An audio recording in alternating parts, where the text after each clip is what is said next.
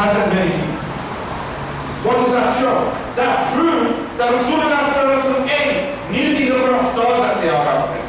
But B, Rasulullah also knows the amount of deeds that his ummah is have, that his ummah is doing. Anyway, that's a different topic. But it's not a bad mind, just come on. Anyway, so Sayyidina Aisha began crying. She got upset.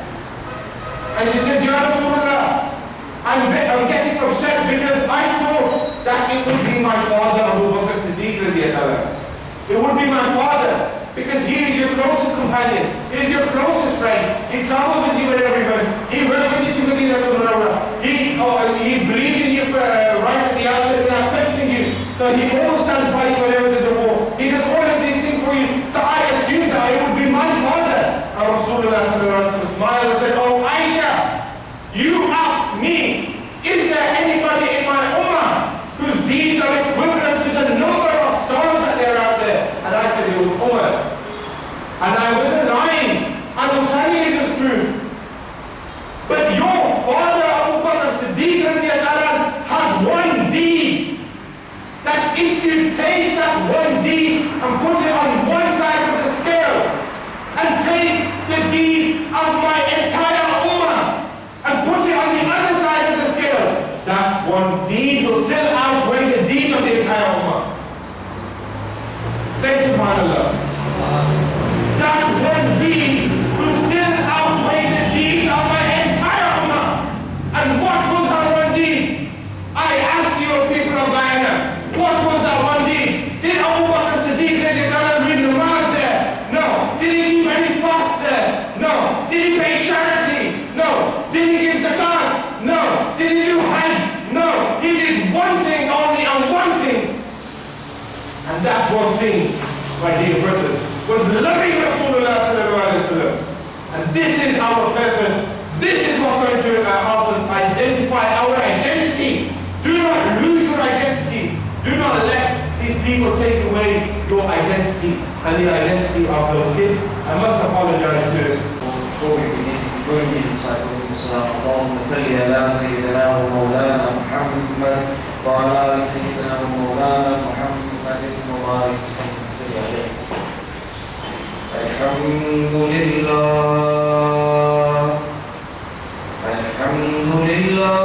رب العالمين والعاقبة للمتقين والصلاة والسلام على رسوله محمد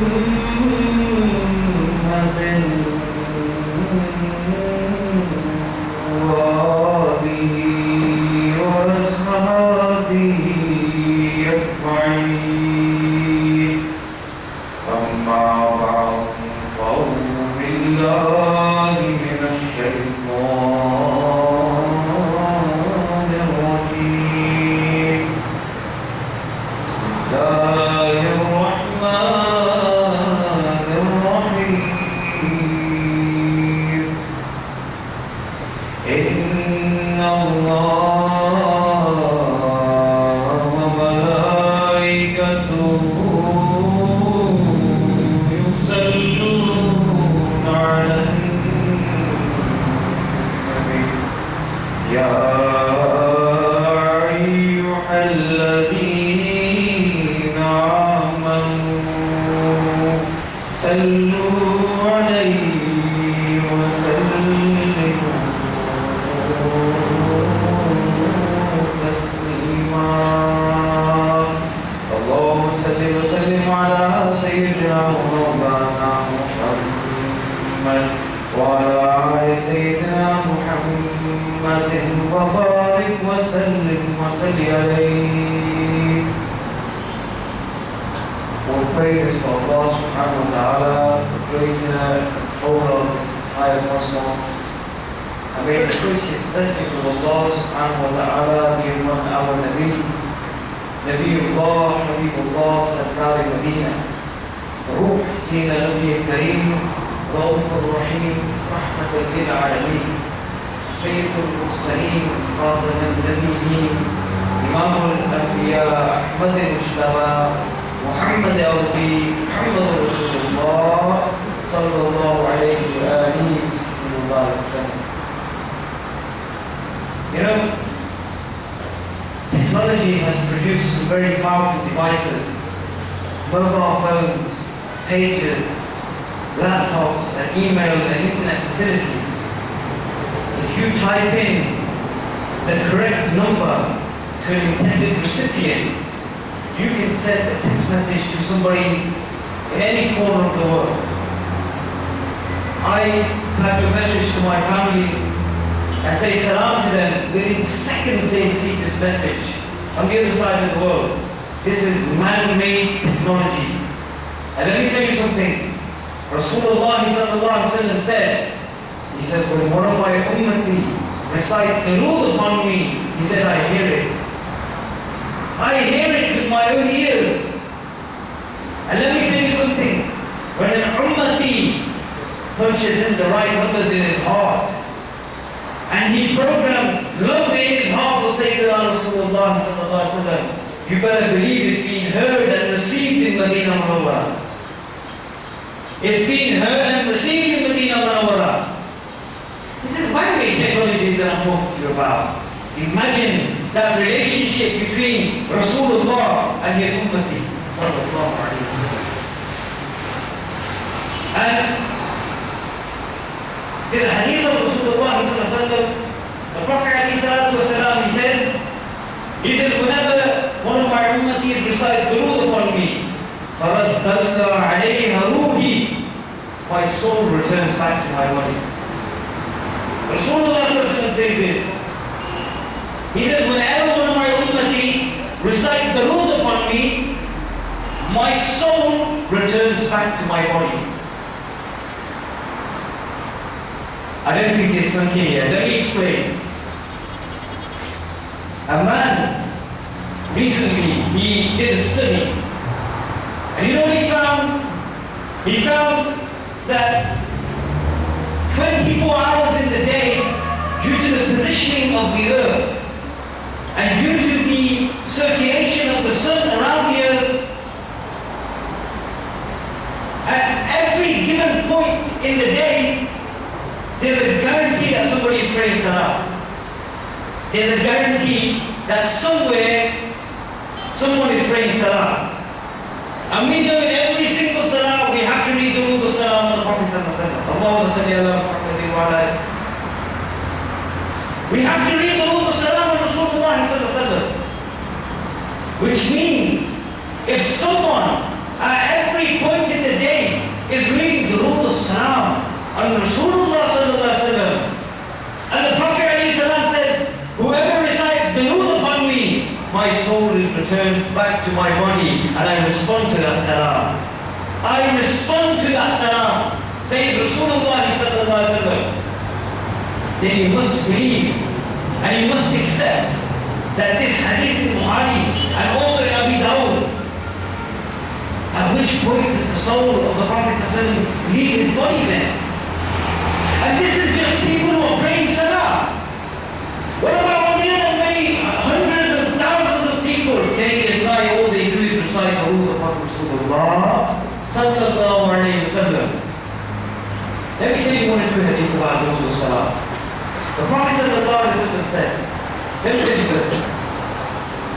There's one hadith of the Prophet alaihi salatu wasalam that whoever recites 50 durood salam every day, 50 durood every day, and on the day of judgment, he will be entitled to shake the hand of Rasulullah sallallahu alaihi wasallam.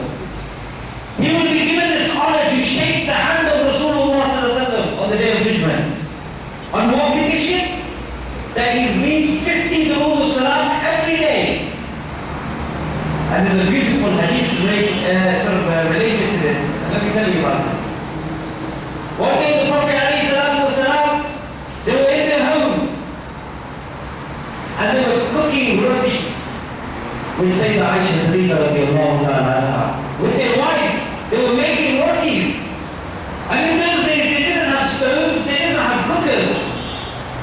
They used to have those, you know, those things, what are they called? In our language, they call them children. This is basically a furnace and a big hole, and they used to put the roti on the side. Tandoor. Shaykh says tandoor. And this is how they used to make the roti. So the Prophet ﷺ pictured this with his wife, Sayyidah Aisha.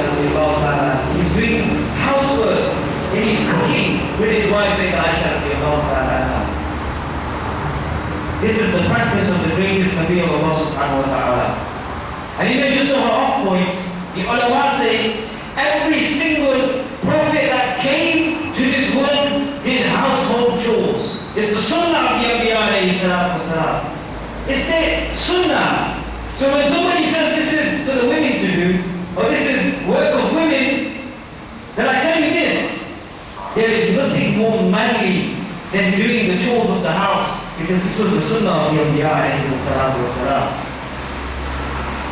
So Aisha Siddiqa, she's cooking with Rasulullah sallallahu alaihi wasallam. She cooks one roti, and the Prophet ﷺ cooks another roti. And they put it into this tandoor, and then the Yasar is called at the mosque. And in Medina Munawwara, they used to live just beside the mosque. And Rasulullah ﷺ, he told Sayyidah Aisha radiallahu ta'ala anha, he said, let me go to the mosque. Let me pray salah, jama'ah for the sahaba, and I'll be back. And before they left, they kissed the forehead of Sayyidah Aisha radiallahu ta'ala anha. This was the practice of Rasulullah sallallahu alaihi wasallam. They would kiss her forehead every time they left and every time they came back. This is the love they shared with their wife radiallahu ta'ala anha. Anyway, so the Prophet sallallahu alaihi wasallam leaves. And Sayyidah Aisha radiallahu ta'ala anha, she carries on cooking her roti. But the Prophet tells her to look after his roti, because that was also being cooked. When she came to a point and realized, oh, my roti is overcooked, I better quickly take it off, it's getting a little bit burnt.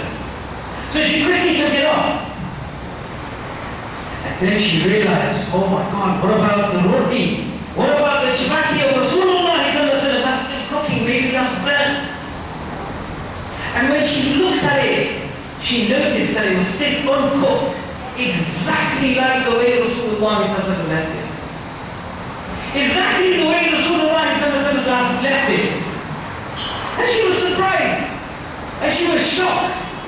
And they say when Rasulullah returned, she told the Prophet ﷺ what happened. And she said, Ya Rasulullah, your roti, your chapati didn't burn. How is this? How is this, Ya Rasulullah? Sallallahu alaihi wasallam. You know what the Prophet sallallahu alaihi wasallam told her? They said, oh Aisha, don't you know? Anything that touches me, forget the fire of this earth, the fire of hell is haram for it.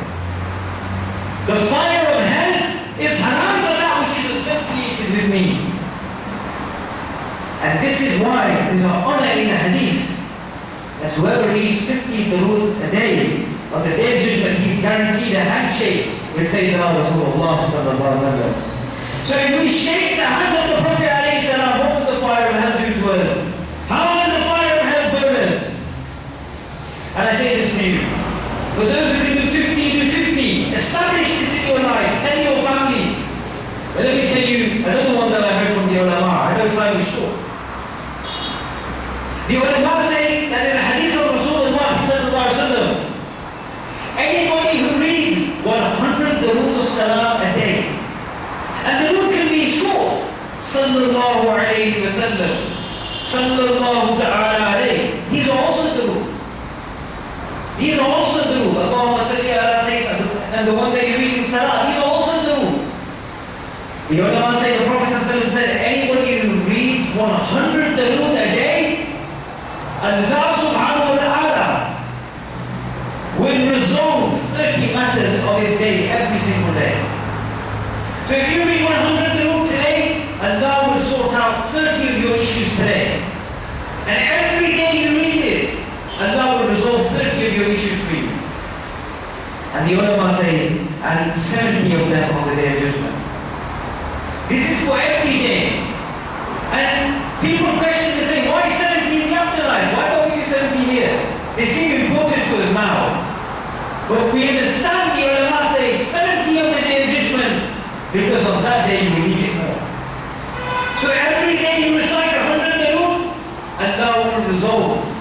30 of your issues here every day and 70 issues